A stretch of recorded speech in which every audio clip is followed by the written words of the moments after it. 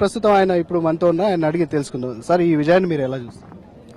ఈ విజయాన్ని మేము అభివృద్ధి దశలో తీసుకెళ్లే దాంట్లో మేము మా జిల్లాను ఒక మంచి నాకు అవకాశం వచ్చినందుకు నేను ఒక భగవంతుని నేను ఈరోజు కోరుకుంటున్నాను. నాకు మంచి సాయశక్తులు ఇంకా నాకు ఆయురారోగ్యాలు ఇస్తే నేను ఇంకా జిల్లాను అభివృద్ధి చెందులో మా ఎమ్మెల్యేలతోటి మాకు ఇక్కడ ఉన్న స్థానిక నాయకులందరితోటి నేను వాళ్ళ ఒక టీం లీడర్గా టీం వర్కర్గా మా మంత్రివర్యులు మా హరీష్ రావు గారితో మంచి ఒక టీం లాగా పనిచేసి మేము ఇచ్చిన ప్రతిదీ కూడా అమలు చేసే వరకు కూడా మాకు సాగునీటి కానీ తాగునీటి కానీ మాకు హాస్పిటలైజ్ కానీ రైల్వే కానీ ప్రతి దాంట్లో మేము కృషి చేసి మా జిల్లాను ఒక మంచి ఒక ఆదర్శ జిల్లాగా తీర్చిదిద్దాలని చెప్పి ఒక దృక్పథంతో పనిచేసి సక్సెస్ఫుల్ గవర్నమెంట్ అనే మొత్తం ఇండియాలో ఒక నంబర్ 1 స్టేట్ గా మేము తీర్చిదిద్దడానికి అందరం కృషి చేస్తామని చెప్పడం జరుగుతుంది.